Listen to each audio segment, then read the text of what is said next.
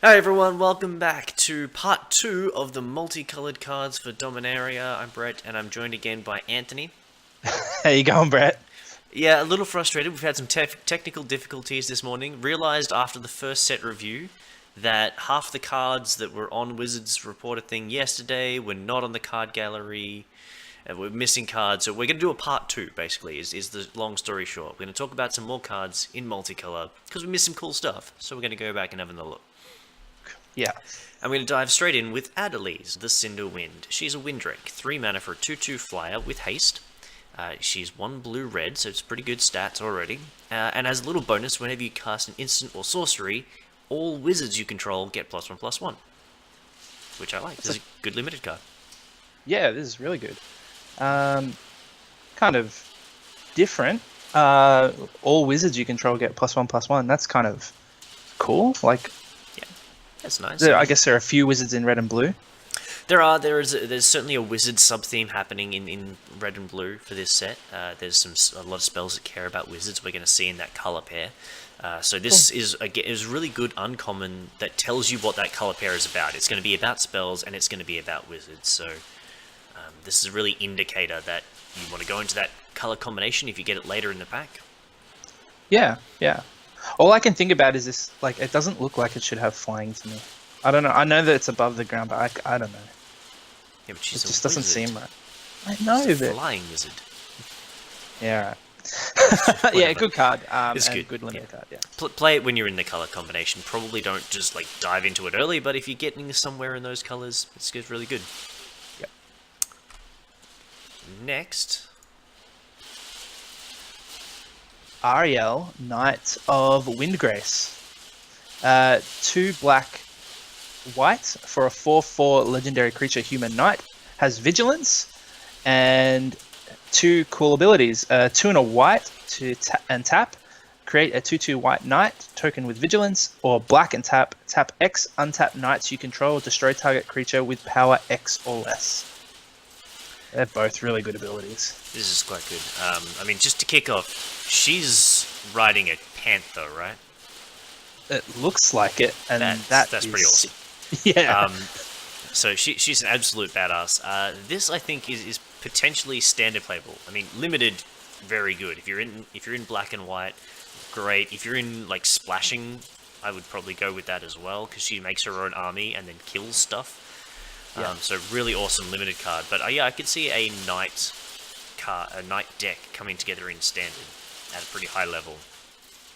Yeah, I mean, I don't know about standard. You could be right about that. I don't know. I just haven't played enough. But in limited, this thing is a house, and yeah, I'm gonna not pass this very often. Yeah, no, this is great. I mean, we're going to get to it later when we start talking about white, but History of Benalia, being a mythic in this set, I think is a big indicator that knights have a place in new standard for this one. So yeah, Cool. don't sleep on Ariel. She looks pretty powerful. Yep.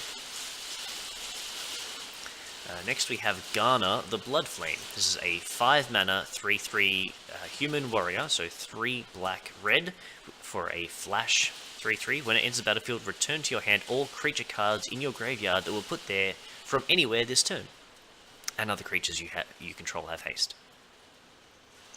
That's interesting. I don't know. It's got a lot of sort of small applications, doesn't it? Like 3/3 flash that gives your other creatures haste, which means you surprise it on turn 5, and then your 6-drop gets it to bash in quick.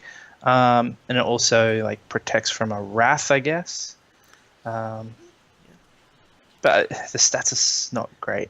Yeah, 5 mana 3/3, and presumably you want an aggressive deck here in black red, where your stuff is just dying. You're just charging your entire army in, trading off some places, losing some guys, and then after combat, you flash this in and get all of that back. And Yeah. turn 6, you can replay it all with haste. So it's like a little creature Yeah. strategy, I think, is what it's supposed to be doing. That said, I'm not super confident on picking this unless I'm already in that strategy. Yeah, agreed. Cool design, but I don't think it's that. It doesn't pull me into that colors combination. I don't think. And again, a very clear signpost for the color combination. Red black is going to be going back to its historical position of like suicide aggro, just charging in constantly and smashing into your Rakdos aggressive sort of deck. Yeah, that's really cool. Oh, look at the art here. That's so beautiful. Halar, the Fire Fletcher. Mm-hmm. Yeah, 1 red green for a 3/3 elf archer, legendary creature. It has trample, which is cool. And whenever you cast a spell, if that spell was kicked, put a +1/+1 counter on Halar. Then Halar deals damage equal to the number of +1/+1 counter each opponent. So this is really to kick your spells. Yeah. So I guess there's a theme in red and green for kicker. Yep, but we're going to see that pretty soon, Yeah. I expect, in the red and the green cards. And just a 3-mana 3/3 trample. It's pretty good as it is. Yeah, exactly. Yeah. Again, we see the words each opponent, so better in Two-Headed Giant. And when you have 12 packs to build, you're going to be able to build a kicker deck. Yeah, exactly. Ooh, I like that. This is going to be a good card. So strong card, certainly. I reckon your brother's probably going to love that. He always loves a good red-green stompy deck, so... I do too. Next, we have a little bit of an artifact. It's a 3-mana 2/1 flyer, so colorless bird construct. It can't block, which makes it significantly worse. I'm thinking avoid, pretty much, unless you really want a heavy blue-white flyers deck. Yeah, that's the only place I can really see this going in. Otherwise, no. I mean, even if you took out that last line of it not being able to block, it would be fine as a colorless 2/1 flyer, but it can't even block is kind of terrible. Yeah, I do like blocking in limited, so no. Well, if you want to block, Can't block a Juggernaut. Okay, I'm not even. What is that? Amaranthine Wall, 4 mana for a 0/6 wall artifact creature. It has Defender, and you can pay 2 mana to gain Indestructible until end of turn. So it can just stick around forever. it blocks all day. Yep, and I don't like it. But you just said you like to block in limited. Yeah, but I also And then I like gave to you a attack giant once. block in a field. Yeah. I never really understood the whole concept of like this wall. You can clearly go around it. Look at the art. Like you just go around. Why are you? It's not like it can move. Maybe it gets bigger without you seeing it. Maybe. Well, But, you could, if you have enough things, you can go around it. You attack with 2 creatures, one gets through, one hits the wall. And one just runs in the wall and is like, oh no. Where did my friend go? I missed him. No, it's... If you want a really defensive strategy, I think your blue-black deck that you're trying to go long... It's just so expensive. Like 4 mana for your wall is usually more than you want to pay, but maybe there's a place for it. I don't know. I mean, 6 toughness is a lot of toughness. So Yeah, that's true. It's going to stop a lot of things. But yeah, I mean, I don't think you need to pick it up early. Keep an eye on it. There might be something there, but not super confident. Yeah, I guess it is a historic card, so maybe there's some. If you need a lot of artifacts or something, this can do it for you while blocking at the same time.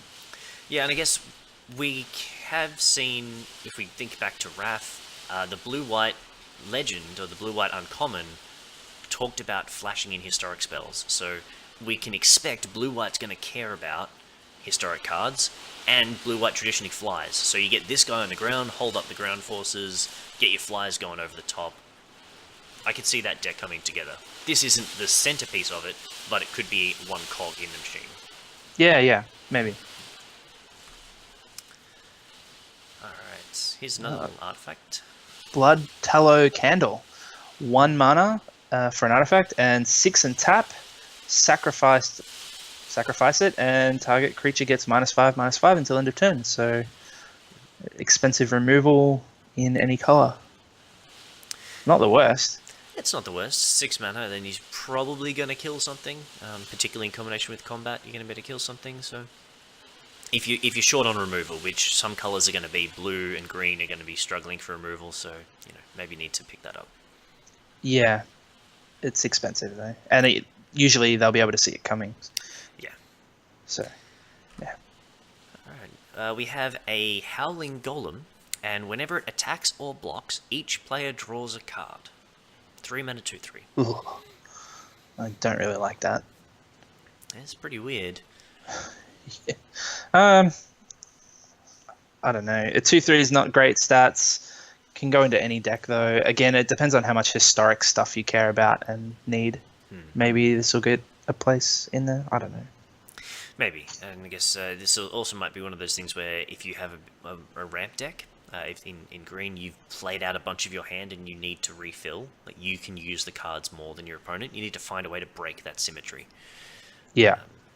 You don't just want to chuck this in because you need it. Well, you might chuck this in because you really need a dude. And it's a 3 mana 2/3, which is not bad stats. Yeah, I think I just want to attack with this more than block, so I can use the card before my opponent does. Yeah, very much so. So Fine- it'll fine be filler. swingy. Yeah. Joyra's Familiar. 4 mana for a 2/2 artifact creature bird. Has flying, and historic spells you cast cost 1 less to cast. Okay. Now this makes me want to play the 2/3 a little bit more. If it only costs 2 mana. That's 2 mana, and hopefully the cards you're drawing cost less as well. Yeah. I could see something going on here. So again, we're looking back at that blue-white deck, that historic-focused deck, where you can flash this in, untap, play a couple of things, start to build a sort of thing there. Yeah. I actually think this is pretty cool. It's expensive, just if you're looking at the stats alone. You really want to be building around this kind of card. Yeah. But Maybe. I like it. And neat little flavor text there. This is Jorah's pet project. That's cool. Next we have a Jousting Lance. So we've got a few equipment in this set. It's a 2 mana equipment. The equipped creature gets +2/+0, and if it's your turn, it also has First Strike, equips for 3. That's a relatively powerful effect, but equip 3 is a little bit much for my liking. Yeah, I think... Yeah, it's not as good as the other ones we've seen, I don't think. Just the high equip cost. I can see it being decent. Yeah, helps you get through. It's really bad on blocks, though. Yeah, really bad on blocks. And like straight comparison, the sword that we had earlier that gives +3/+0 Vigilance Trample versus this guy. Oh, it's a rare. Oh, yeah. Like, I mean, you can tell the difference. very much so. I mean, we were looking at the sword saying, this is pretty good, we would probably play it, but weren't like raving about it. And this is clearly worse. So Yeah. Okay, I see what you mean. Yeah. not quite. So probably going to pass that one most of the time. Most of the time. Mishra's Self-Replicator. 5 mana for a 2/2 artifact creature assembly worker. Whenever you cast a historic spell, you may pay 1. If you do, create a token that's a copy of Mishra's Self-Replicator. This is a really interesting card. 5 mana 2/2 that if you just keep playing, it's almost like kicker on all of your historic spells and you get 2/2s every time. That's pretty cool. Actually, no, it's better than that because each other one you can then kick again. So if you've got a bunch of cheap... Oh, well, this is pretty cool, this card. I don't know how good it is, but it's pretty cool. It is. It's a 5 mana 2/2. Just to... Yeah, that's not good. So that's the concern. You really have to be getting value out of that trigger. Like, because 5 mana 2/2 is terrible if you're not getting multiple copies of this. But this... Yeah, okay. I know what you mean. This is a fixed pack rat. That's a pretty big comparison. That's... I don't think... Yeah, I mean, it's not pack rat, but No. it's something that this can get out of hand after like 2 or 3 turns and the game could just be over. Yeah, I mean, again, you are making a couple of assumptions there. Is you are able to consistently play historic spells. Yes. So this is really a build-around card. And if you see this early and you want to go into that deck, I think it'd be a fun build-around. But yeah, just be wary that this is not an easy thing to do. Depends how many historic cards you've got. If your deck's full... Like, if I had one of these, I would just put any and every artifact in my deck, I think. Yeah. So, I mean, just playing the Jousting Lance that we just saw goes from being a mediocre card. If you've got this, yeah, no worries, I'll play my Jousting Lance. Because it comes with a free 2/2. Yeah, or 2 free 2/2s, or 3 2/2s. Yeah, so you just keep paying that one, getting more 2/2s. So, I like it. I like it as a card, but I don't I don't necessarily see it as a highly competitive card. Oh, I don't know. I've got a feeling about this one. I think this one's going to be real good. I think it depends on the speed of the format, but this one, I really like it. I mean, pay 5, get a 2/2, dies to Bolt, and then Bolt's not in this set. yes, it is Wizard's Bolt. That's not Bolt. It is when you have a wizard. Shush. Alright, let's move on. Navigator's Compass. When it enters the battlefield, you gain 3 life. 1 mana, gain 3 life. Or you can tap it to make any land have the basic land type of your choice, in addition to its other types. So it's fixing. Effectively, this allows you to fix one of your lands into a different color when you might need it. And we've seen a few... Well, this is common fixing when we have multiple 3-color legendary creatures that we really want to play. Yeah, I just keep comparing this to Prophetic Prism, and this is not Prophetic Prism. No, it doesn't draw a card, but it only costs 1. Yeah, so I think this is if you are in a 3-color deck or more. If you're more than that, you're crazy. Yeah. But 3-color deck, play it because you need the fixing, and there's no other fixing in this set. Yeah, if you're desperate for the fixing, this is golden. Yeah. But otherwise, just leave it alone. The 3 life is irrelevant. Pardic Wanderer, 6 mana for a 5/5 golem with trample. So they really wanted to put Colossal Dreadmore in here, but they thought they better not put dinosaurs on Dominaria. And they made it an artifact. This card is fine. Yeah, it's a big dude if you need a big dude. Yeah. Shield of the Realm is a 2-mana equipment. If a source would deal damage to the equipped creature, prevent 2 of that damage, and it equips for 1. I like equipping for 1, but I don't know if the effect is quite good enough. It effectively increases its toughness by 2. Yes. Don't really like it. Yeah, it's kind of fine. I mean, it's slightly better than giving the creature +0/+2 most of the time, just because each source is an independent thing. Yeah, yeah. The other side is if you're giving, say, -2/-2 to something, it still does. It doesn't help that. Yeah, it's not great. Probably gonna not play that one too much unless you're in a real defensive deck. Yeah. I think it's going to be hard to find a place for that one. I mean, if you have the shield and the sword, then you have +3 vigilance, trample, and extra toughness. Properly equip out your creature with sword and shield, then you're talking. Yeah. There's also this sword. A short sword. 1 mana artifact equipment, gives your creature +1/+1, and it costs 1. I would be surprised if this was bad. I actually think this is okay. Yeah, I agree. We've seen this effect before. The equip cost of 1 is very achievable. It just makes your creature 1 better. So. Yeah. It's so unassuming because +1/+1 doesn't usually mean that much, but you just be able to carry it around for the whole game. So. Yeah. Makes all your dudes better. Plus, you've got the historic synergies as well. So it is being an artifact. You've got extra synergies, even though the card by itself is fine. Yep. Good card. We'll definitely see that in play. Yep. The Skittering Surveyor is next. As a 3-mana 1/2 construct. When it enters the battlefield, you may search for a basic land and put it into your hand. So again, not bad for fixing. Yep. Mostly. So this is, what was it? The Thopter, the 1/1 flyer, is just Pilgrim's Eye. Yeah, it lost the power and it gained a toughness and lost flying. You'll play this. Yeah. I think this is okay. And the picture reminds me of Wally. I don't know why, but it does. Yeah, no, I can see what you mean there. This, I think, is probably better than the Compass, because this will probably gain you 3 life anyway, because you're just going to chump block with this at some point. It might get in a couple of damage points, but it'll definitely gain you that 3 life and help fix your lands, so better than the Compass, I would say. I think so as well. Alright, Sorcerer's Wand. Another equipment. 1 mana for this one, and it costs 3 to equip. And equipped creature has tap. This creature deals 1 damage to target player or planeswalker. If this creature is a wizard, it deals 2 damage to that player or planeswalker instead. I was excited when I thought it made a Tim, which is just a straight pinger, but they don't give us pingers anymore. I should have known Oh, no. better. It's only players or planeswalkers. So yeah, not great.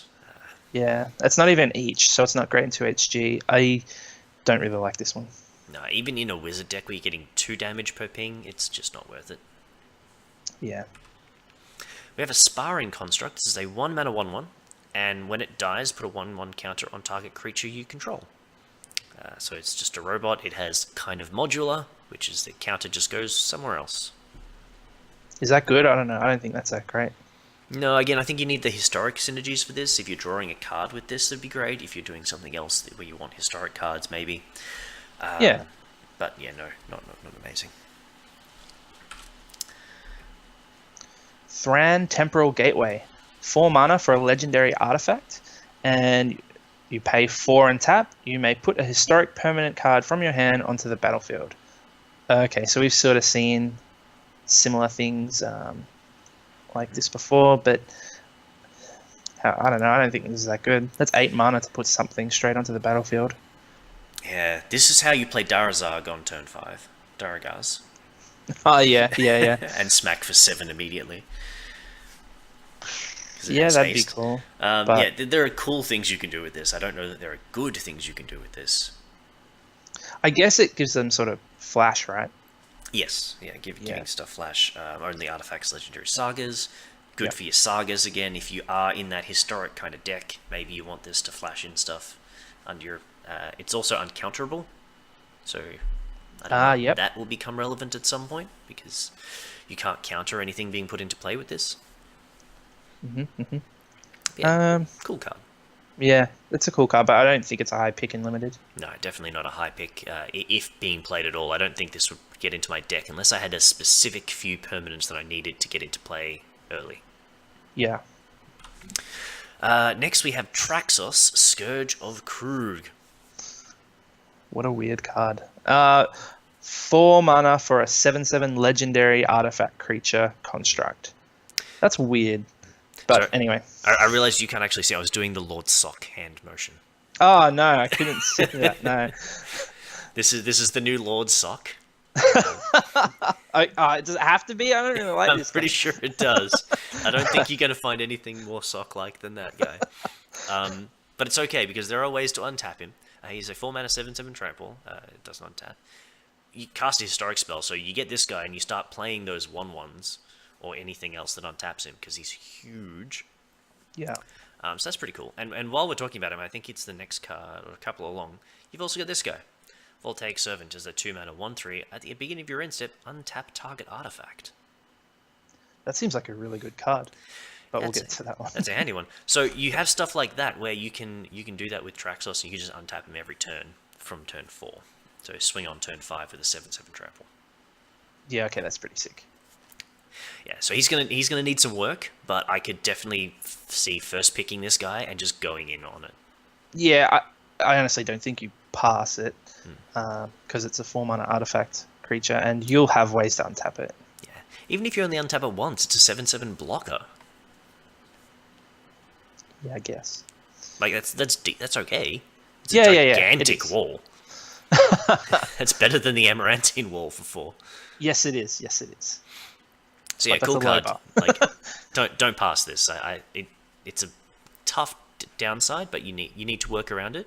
But definitely can be done. Yeah, easy. Plenty of artifacts. Yeah. For example, Urza's Tome. 2 mana for an artifact, and you can pay 3 and tap to draw a card, then discard a card unless you exile a card from your graveyard. Yeah, so it's 3 mana looting. It's just great. Is that good enough? It's expensive looting. Depends how slow the format is. Yeah, and depends on how well you can defend your deck. Defending your deck. So yeah, looting is good. It's a very good effect, but for 3 mana, that's a bit tough. Even 3 mana, just straight draw a card, if you have enough historic cards to exile, is possibly slow. Possibly too slow. It's slow, but it's good. Yeah. 3 mana draw a card is good. Yeah. So if you've got a deck that can defend well, then take this thing, but otherwise probably leave it alone. Yep. And as we said a moment ago, Voltaic Servant. I like there's this. enough artifacts for this to be good. Yeah, even just itself. Like, I know it's only a 1/3, but giving it vigilance isn't the worst. And I don't know. I kind of like this card. I think it's going to be good, like a good role player. I mean, I think the flavor text says it all here. This is a missing piece in search of a puzzle. If you have the puzzle, this is the piece that puts it together. Yeah. So there's definitely some things to be happening there. Time Vault. Time Vault? Yeah, because where's our Time Vault in this? Yeah, just getting double gilded, or having Gilded Lotus and then untapping it and being able to reuse that on your opponent's turn. Having the Thran Gateway we saw a moment ago. There are definitely some cool things you can do with this. Yeah, for sure.